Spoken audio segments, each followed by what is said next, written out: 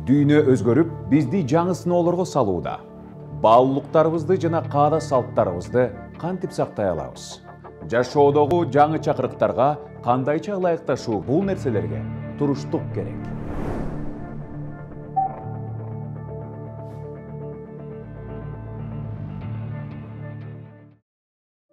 Бул сүрөттү көпчүлүгүңүздөр көргөнсүздөр. Баткен облусунда мугалим окуучуларды өз үйүндө чогултуп, сабак өтүп жаткан учуру. Анткени ал айылдын шартында онлайн сабак өтүү мүмкүн эмес болгон.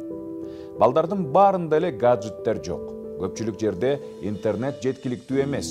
Ата-энелер да жаңы технологиялар менен иштей албагандары дагы жок эмес. Мугалимдер үчүн дагы кесибинин жаңы талаптарын дароо өздөштүрүү кыйынга турду. Мындай кырдаал балдарды окутуу жана тарбиялоодогу салттуу ыкмаларды өзгөртүп жаткан пандемиянын натыйжаларынын бири.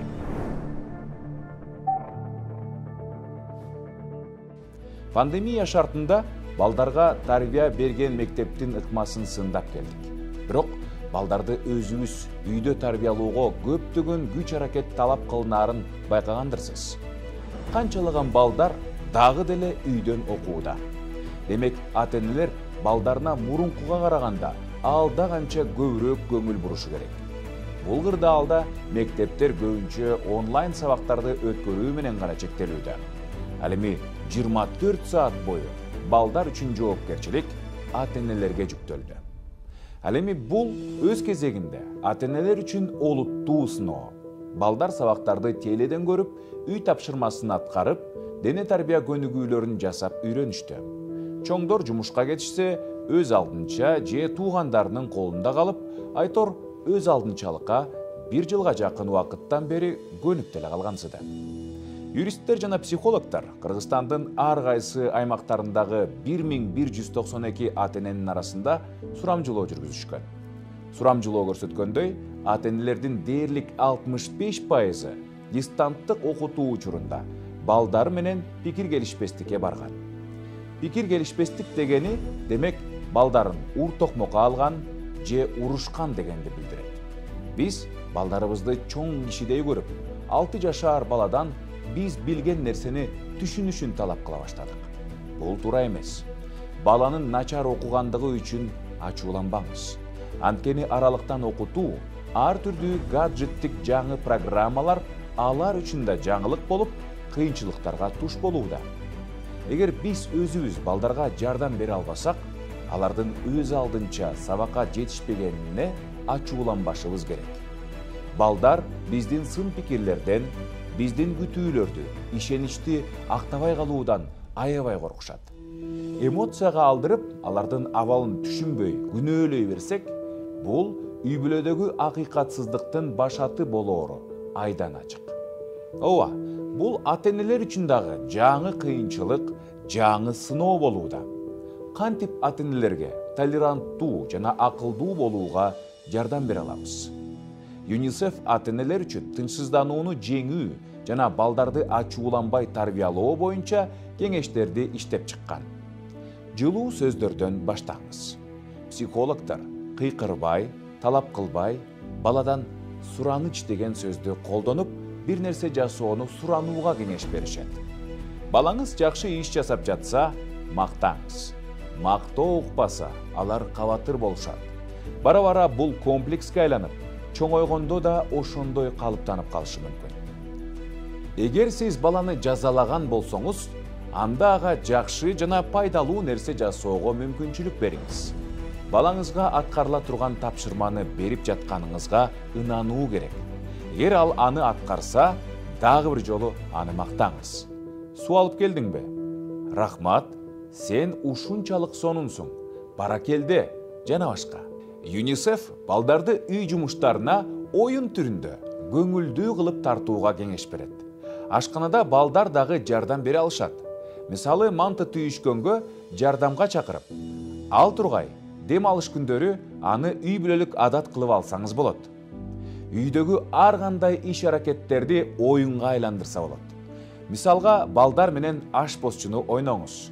Кийимдерин жарышып тазалоо, ал тургай мал багууда ветеринарлардын оюнун ойноого болот.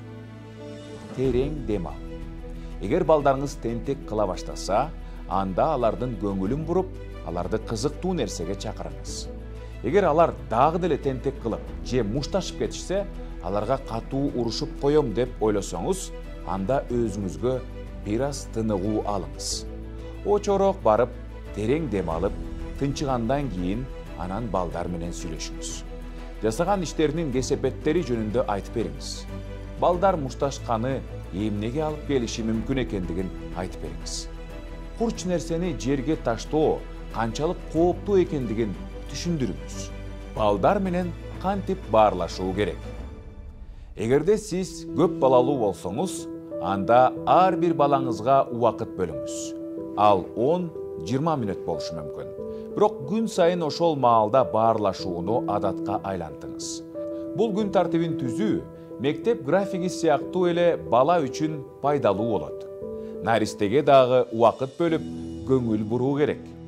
Аны менен ойноңуз, сүйлөшүңүз. Ырларды окуп берип, жада калса ырдаңыз. 3 жаштан өткөн балдар болсо, эмне кылууну каалашаарын билишет. Ойноп, кагаз кесип, кар мунарасын курууга мүмкүнчүлүк берип, өзүңүз да кошо аралашыңыз. Балаңыздан эмне кылгысы келерин сураңыз. Тандоо окугу алардын өзүнө өзү баалоосун жогорулатат. Эгер сиз бул каалоону аткара албасаңыз, эмне үчүн экенин сүйлөшүү жолу менен айтып бериңиз. Балдар менен көбүрөөк сүйлөшүңүз. Буйрук үн менен эмес, сөзсүз, сезим менен сүйлөшүү керек. Аларды угуп, колуңуз бошобой жатса да, алардын өтүнүчүн жокко чыгарбоого аракет кылыңыз. Эгер балаңыз өтө кыймылдуу болсо, анда сиз аны менен бирге көнүгүүлөрдү жасап, же бийлешиңиз керек. Бул сизге стресстен арылууга жана ден соолугуңузду чыңдоого да жардам берет. Тил табыша билүү, баарлашуу, достошуу маанилүү көндүмдөр. Сиздин балдарыңыз башка балдар менен баарлашсын. Эгерде алар жолугуша албаса, анда видео байланыш аркылуу баарлашса болот. Ошондо балдар коронавирусту жуктуруп алуудан коркпостон, классташтары менен сүйлөшө алышат. Балдарыбызга биз өзүбүз үлгү боло алабыз. Эгерде өзүбүз колубузду жуубай, бирок баладан аны талап кылсак, анда алар биздин талаптардан күмөн санайт. Уяда эмнени көрсө, учканда ошону алат демекчи, балдарга жакшы нерселерди биз көрсөтөлү. Мен Урмат Борченов, бул туруштук берүүсү. Чыңгыз Айтматов адамга эң оору күн сайын адам болуу деген. Бирок биз эң оболу өзүбүз үлгүлүү адам боло алабызбы? Кеп ошондо. Ар бирибиз балдарыбызга, үй бүлөбүзгө аяр мамиле кылалы. Достор, биз бүгүн туруштук берүүсүндө пандемия шартында балдарга кандай тарбия берүү керектиги тууралуу сүйлөшүүдөбүз. Бул байланышта балдар психологу Бакытов Тынчтыкбек мырза бар. Биз ага интернетте тарбия жана зомбулук тууралуу көп кездешкен суроолорду узатууну чечтик. Анда эмесе баштай берели. Тынчтыкбек мырза, саламатсызбы? Саламатсызбы? Мен ата-энемин, балдарым бар. Биз чогуу жасай турган бир нерсе барбы? Ата-эне менен балдар чогуу жасай турган иштерди сунуштай окшойсуз. Биринчиден, эми бала менен ата-эненин ортосунда тыгыз мамиле болуш керек, эмоционалдык кандайдыр бир байланыш, андан кийин гана бир иш-аракеттерди жасаса болот. Эми пандемия учурунда шаардагы ата-энелер, айылдагы ата-энелердин ортосунда айырма болду. Анткени баягы жашоо шарттары ар кандай. Айыл жергесинде алсак, көп учурда балдар ата-энелерине жардам берип, мисалы, үй оокаттарын, үй иштерин жасаганга, малды караганга, негизи эле ушу тиричиликти алып барууга чоң жардам беришти да. Азыр изилдөөлөр да болгон Кыргызстанда. Ошого ылайык баягы көп учурда ушу балдар үй иштери менен алек болгон экен. Негизи андан тышкары эми ар бир өспүрүм болобу, кичи курактагы бала болобу, ар бирөө менен ата-эне ар кандай баягы иш-аракеттерди жасаса болот. Кичинекей балдар менен эгерде биз көбүрөөк оюн аркылуу билим алганга же болбосо иштерди аткарганга аракет кылсак, өспүрүмдөр менен биз сүйлөшүү, бир достук мамиле түзгөнгө аракет жасашыбыз керек. Балдар менен кандайдыр бир оюндарды ойносок болот, үй бүлөлүк же болбосо кандайдыр бир командалык оюндарды ойносо жакшы болот деген ойдомун. Оюндардан тышкары балким сабакты окууда жардам берип, анткени биз билгендей балдардын баардыгы онлайн окууга өткөндүгүнө байланыштуу көп учурда алар мындай тоскоолдуктар менен кезигип жатат да, анткени мугалим толук кандуу түшүндүрүп бере албагандыктан ата энелердин дагы жардамы абдан маанилүү. Көп ата энелер менен сүйлөшкөндө алар айтып атышат, ушу балдар менен жаңыдан баягы мектеп программасын өздөштүргөнгө мажбур болдук, бир нерселерди эстедик деп, кандайдыр бир эксперименттерди жасадык деп. Ошондуктан андан тышкары ушул мисалы сүрөт тартуу биргеликте үй бүлө менен же болбосо сабактарды аткаруу, кандайдыр бир кино көрүү, тасма көрүү, мультик көрүү жана аны талкуулоо, бул дагы үй бүлө менен баягы балдар менен балдарга арналган иш чара болушу мүмкүн. Кийинки суроо. Урушпайын деп сылык сүйлөшсөң угушпайт. 3 жолу акырын айтсаң түшүнбөй жатышса, эмне кылуум керек? Эми ооба, чындыгында биздин негизи эле Кыргызстанда көп калыптанып калган бул тарбиялоонун стратегиялары ар кандай стратегиялар бар. Ошолор калыптанган. Мисалы, көп учурда бул балдарды коркутуу аркылуу же болбосо аларды басмырлоо аркылуу тарбиялоо баягы маданияты бар да бизде. Бирок негизи анан айтып атпайбы, 3 жолу айтсам дагы укпайт, эмне кылсам болот депчи. Ар бир бала эле угат болуш керек. Эгерде биз башынан баштап туура тарбия берсек жана алар менен сүйлөшкөндө үйрөнсөк. Көп учурда биз балдарды укпайбыз же болбосо балдарга үйрөткөнгө, мындай чоңдордун позициясынан сүйлөгөнгө аракет кылабыз да, ошол учурда бала менен ата эненин ортосунда мындай диалог жок болот да. Ошол учурларда сүйлөшүүгө мүмкүн эмес. Же болбосо башында бала менен диалог түзгөндү үйрөткөн эмеспиз, ошонун себебинен кийин бала укпай калышы мүмкүн. Анан балдардын дагы өзүнүн жашына жараша мамиле жасаш керек. Биринчиден, мисалы, эгерде балаңыз мектепке бара элек курактагы балдар болсо, алар менен башкача мамиле түзүү керек. Эгерде жаңы мектепке барып баштаган же кичи класстагы окугандар менен өзгөчө, өспүрүмдөр менен өзгөчө. Ошон үчүн кайсыл куракта болсо бала ошого жараша мамиле жасайбыз. Мен аябай ачуулуу адаммын, бирок чындыгында балдарга кыйкыргым келбейт. Ошол эле учурда мени тоготпой коюусун да каалабайм. Эмне кылышым керек? Эми биринчиден бул жакта суроо ата энеге, да, эмне үчүн сиз ачууланып эмоцияларыңызды башкара албайсыз деген суроо. Эгерде ата эне катары сиз өз эмоцияларыңызды башкара албасаңыз, анда бул проблема сизде, балдарда эмес. Бирок кыйкырып кетүү же урушуп кетүү, конфликт ар дайым үй бүлөдө болот. Бул нормалдуу нерсе. Негизгиси эле бул зордук, зомбулукка өтпөш керек. Анан эгерде ата эне урушкан учурда же болбосо кыжыры кайнап кыйкырып салган учурда дагы баладан кечирим сураганы же балага ал жөнүндө түшүндүрүп берүүсү абдан маанилүү. Ата энелерге сунуштамакчымын ушу балдардан кечирим сураганды жана алар менен баягы тең мамиледе болуудан коркпош керек. Кийинки суроо. Кантип балдарыма жакшы көрөм деп айтам жана мактайм? Биздин үй бүлөдө мындай нерсе болгон эмес. Ооба, жакшы суроо. Чындыгында бизде Кыргызстанда, кыргыз үй бүлөлөрдө, негизи эле постсоветтик өлкөлөрдө ушу бири-бирибизге өзүбүздүн сезимдерибизди же эмоцияларыбызды билдиргенден кыйналабыз да. Анткени азыр жаңы бир түшүнүк бар, эмоционалдык, мисалы, сабаттуулук дегенчи. Бул эмнени түшүндүрөт? Мен өзүмдүн сезимдеримди түшүнөм, башкалар менен бөлүшө алам жана башкалардын сезимдерин түшүнө алам. Бул нерсе бизде калыптанган эмес, ошондуктан азыркы балдарга мындай эмоцияларымды кантип көрсөтөм деген суроо пайда болсо, ата энелер сөзсүз түрдө китептерди окуса болот, психолог, үй бүлөлүк психолог, мектеп психологдору бар, ошолорго кайрылыш керек. Алар аркылуу биз өзүбүздүн баягы эмоционалдык сабаттуулугубузду жогорулатып жана ошо балдарга өзүбүздүн сезимдерибизди билдиргенди үйрөнүшүбүз керек.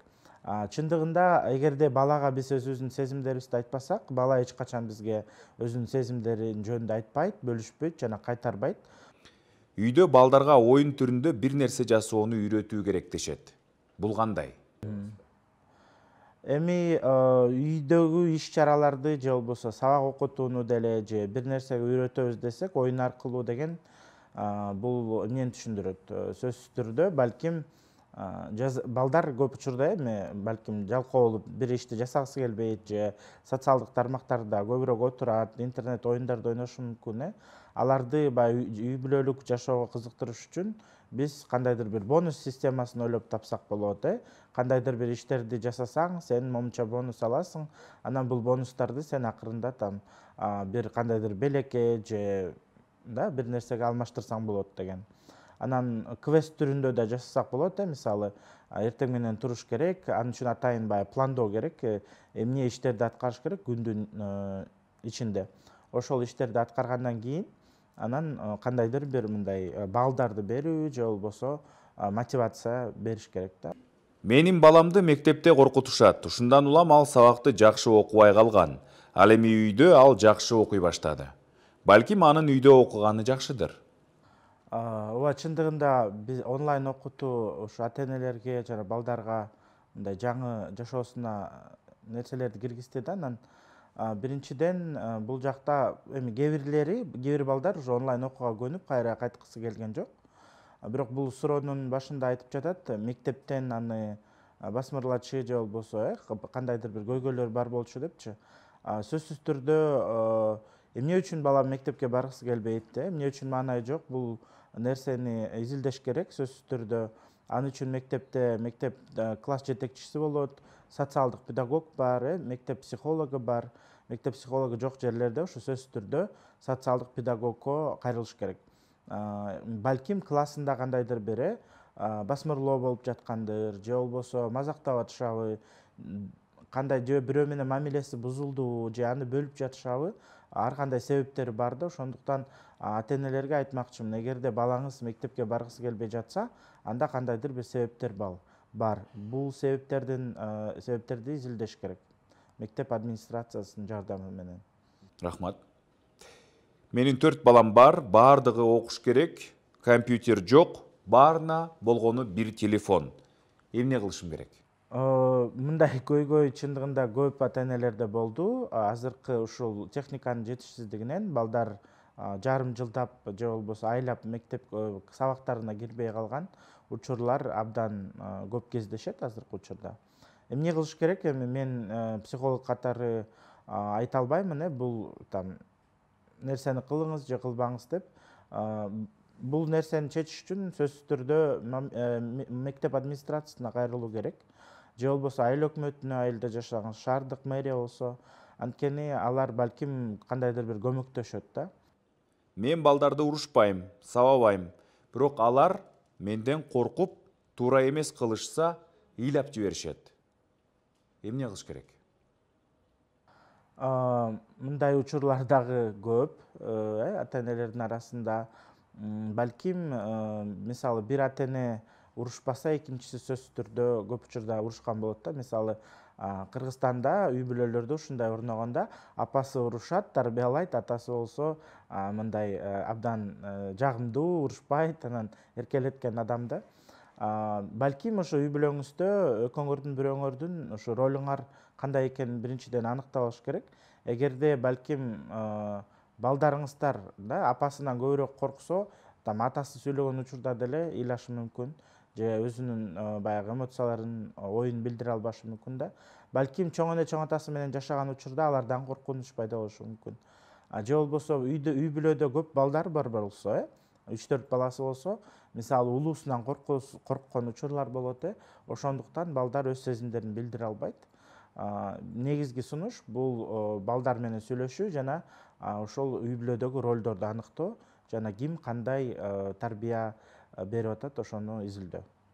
Соңку суроо аябай мындай жалпы суроо экен, кененирээк жооп бере берсеңиз болот. Балдар менен кантип тил табышуу керек? Балдар менен эми ар кайсы куракта мен буга чейин айткандай ар кандай тил табышуу баягы эрежелери бар. Мисалы биз мектепке чейинки бала бакчага барган балдарды алсак, алар ар дайым баягы ата-энелерден көз каранды болушат. Көп учурда ата-эненин мактоосуна же болбосо аларды коргоого ошол нерселерди күтөт да ата-энеден. Ошондуктан бул куракта биз балдарга ошол нерселерди камсыздап бериш керекпиз. 3 жашка чыкканда балдар өздөрү баягы психологиясына жараша алар ата энеден бөлүнүп баягы башка адамдарды дагы таанып, дүйнө таанымы дагы өзгөрүп, башкалар менен мамиле түзгөндү үйрөнө башташат. Бул убакта да бир баягы 3 жаштын кризиси деп коет. Ошол кризиске учурашат да. Бул учурда биз анан ушул учурда балдар баягы жок деген нерсени мындай негативизм деп коет да, ошо негативизмге көп учурашат. Анан көп учурда бир нерсени жактырбай өзүм жасайм, мен муну билем деген баягы ойлор пайда болот жана ошондой өзүн алып жүрөт. Ушул убакта ата энелер эч качан балдарды урушуп же сен билбейсиң, туура эмес, муну кылба, тигиндей кылба деп айтпашыбыз керек да. Анткени бул убакта балдар баягы социалдык кандайдыр бир дүйнөнү өздөштүрүү учуру болот да. Ошон үчүн бул убакта сөзсүз түрдө колдоо керек. Эми мектеп убагына барганда авторитеттер дагы кичине өзгөрүп, ата энелерден авторитеттүүрөөк бул мугалимдер болуп баштайт.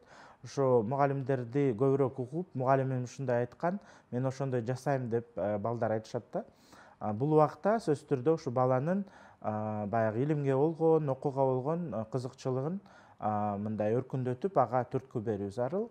Эми кийинки баягы өспүрүм курак болот, мектеп, ушу кичинекей мектепти бүткөндөн кийин ал убакта ушу мугалимдин дагы авторитети, үй бүлөнүн дагы авторитети төмөндөп, алар көп учурда достору менен, өзүнүн тең туштары менен көп баарлашканга аракет кылышат. Мисалы, кесип жөнүндө ойлонуп башташат, жашоомдо эмне кылам, анан кандайдыр бир мамилелерди түзүп башташат, кыздар менен, балдар менен. Ошол учурларда биз колдоп эле жанында дос катары өзүбүздүн сунуштарыбызды берип турушубуз керек. Ошентип биз тил таба алабыз.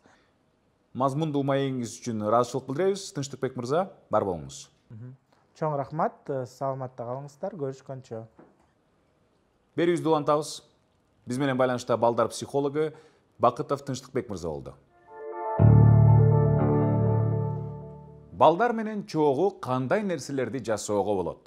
Сиз балаңыз менен ойной турган көптөгөн оюндар бар. Бул стол оюндары, шашки, шахмат, ал тургай конструктордон бир нерсенин курулушу болушу мүмкүн. Эгер көнүгүү жасоо керек болсо, бирок сиз аны жасоодон эринсеңиз, балдар менен твистер оюнун ойноңуз. Эгер сиз кыргызча бир нерсе ойноону кааласаңыз, анда тогуз коргоо чеберчилигин үйрөнүүгө кез келди. Эгер балдар китеп окууну жактырбаса, эгер балаңыз окуганды жакшы көрбөсө же окуй албаса, анда ага үн чыгарып окуп бериңиз. Китепте диалогтор бар болсо, аларды бала менен үн чыгарып окуса болот. Мейли, же мектепте берилген аудио китепти угууга болот. Баланын үй жумуштары болсун, баланын өзү тазаланышы керек экендиги аны тартипке үйрөтөт. Гүлдү ар шаршемби сайын сугаруу бул жоопкерчилик. Антпесе гүл өлүп калат. Балдар үйдүн айланасында бир нерсе жасашы керек. Бул алардын үйү экендигин, бир нерсе алардан көз каранды экендигин сезиши керек. Бала мектепте жакшы окубай жатса, балага дистанттык билим берүү начар берилип, сиз дагы өз билимиңиз менен жардам бере албай жатсаңыз, анда интернеттин жардамын пайдаланыңыз. Англис тилиндеги керектүү жана түшүнүктүү видео сабактарды таап, Арзамас программасынан 20 мүнөттүн ичинде байыркы дүйнөнүн бүткүл тарыхын билип, астрономия боюнча илимий даректүү тасманы көрүү менен билимиңизди өркүндөтө аласыз. Ыр үйрөнүү кыйынбы? Аны актерлордун айтып беришинен көрө аласыз. Өзүңүзгө убакыт бөлүңүз. Балдар менен урушпоо үчүн нервти сактап, жок дегенде бир аз убактыңызды өзүңүзгө арноо керек. Чуркоого чыгуу, жуунуу, жөн гана күнүнө кеминде 20 мүнөт убактыңызды бөлүп, маанилүү нерселерди ойлоп, стресстен арылыңыз. Сиздер көргөн туруштук теле долбоору болду. Менин атым Урмат Борченов. Кийинки жумага чейин көрүшкөнчө. Дүйнө өзгөрүп, бизди жаңы сыноолорго салууда. Баалуулуктарыбызды жана каада салттарыбызды кантип сактай алабыз? Жашоодогу жаңы чакырыктарга кандайча ылайыкташуу керек? Бул нерселерге туруштук керек.